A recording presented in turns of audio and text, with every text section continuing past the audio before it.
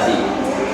Saya Dava Gila Fitrawayudi dengan NIM 148. Saya Saini Dia dengan NIM 150. Saya Maulidia Nurhayati dengan NIM 154. Saya Astri Rizkyani dengan NIM 149. Saya Tanaya Karina Pranandita dengan NIM 162. Saya Saini Dia dengan NIM 151. Saya Yati Baba dengan NIM 147. Saya Siti Wardani Soleh dengan NIM 152.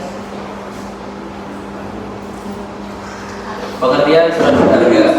Surat berharga adalah instrumen keuangan bernilai ekonomi yang dapat diperjualbelikan di pasar uang maupun pasar modal, berfungsi sebagai kepemilikan bukti utang atau klaim terhadap aset atau penghasilan pihak lain. Jenis utama yang pertama surat berharga ekuitas, saham biasa, saham preferen. Lalu yang kedua surat berharga utang, yakni obligasi, surat utang negara, komersial paper. Lainnya reksadana, derivatif atau opsi futuris. Yang selanjutnya yaitu ada prinsip penilaian surat berharga. Berdasarkan nilai waktu uang atau time value of money, uang saat ini lebih berharga daripada uang yang diterima di masa depan. Nilai suatu sekuritas ditentukan oleh yang pertama yaitu arus kas yang diharapkan atau cash flow. Yang kedua, tingkat pengembalian yang disyaratkan.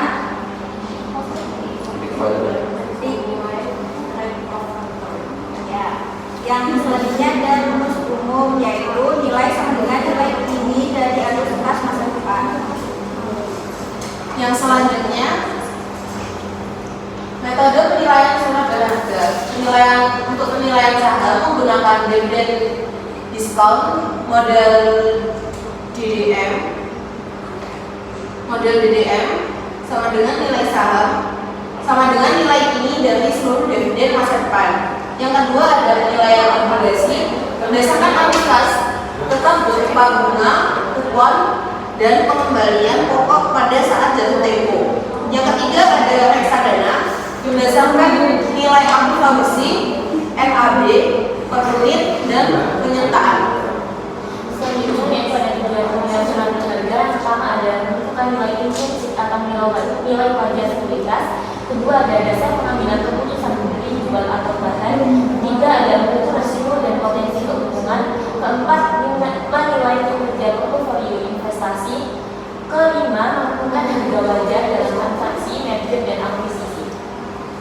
Lalu selanjutnya ada manajemen investasi. Proses pengelolaan aset keuangan melalui perencanaan, pelaksanaan, dan pengawasan agar memperoleh keuntungan optimal dengan risiko yang terkendali.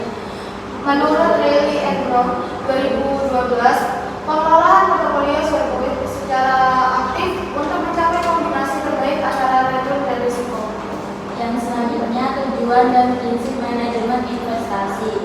Tujuannya yang pertama memaksimalkan return, yang kedua meminimalkan risiko, yang ketiga menjaga likuiditas dan keamanan modal, yang terakhir meningkatkan pertumbuhan kekayaan jangka panjang. Yang selanjutnya prinsip manajemen investasi, yang pertama ada trade off risiko return, yang kedua diversifikasi portofolio, yang ketiga likuiditas dan efisiensi pasar, dan yang terakhir konsistensi dan disiplin strategi. Yang selanjutnya yaitu ada prinsip manajemen investasi, yaitu ada 5. Yang pertama perencanaan investasi, yaitu menetapkan tujuan dan profil risiko. Yang kedua analisis investasi, yaitu ada 2, fundamental atau ekonomi industri, laporan keuangan. Yang kedua teknik, yaitu harga dan volume perdagangan.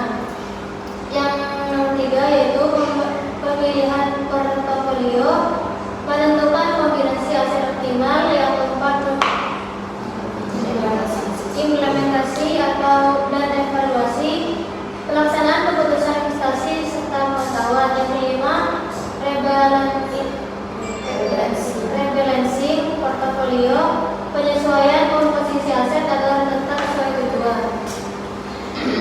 Yang terakhir yaitu kesimpulan. Pemahaman yang mendalam tentang konsep dan metode nilai surat berharga merupakan dasar penting bagi setiap investor maupun manajemen investasi profesional. Tanpa kemampuan menilai nilai intrinsik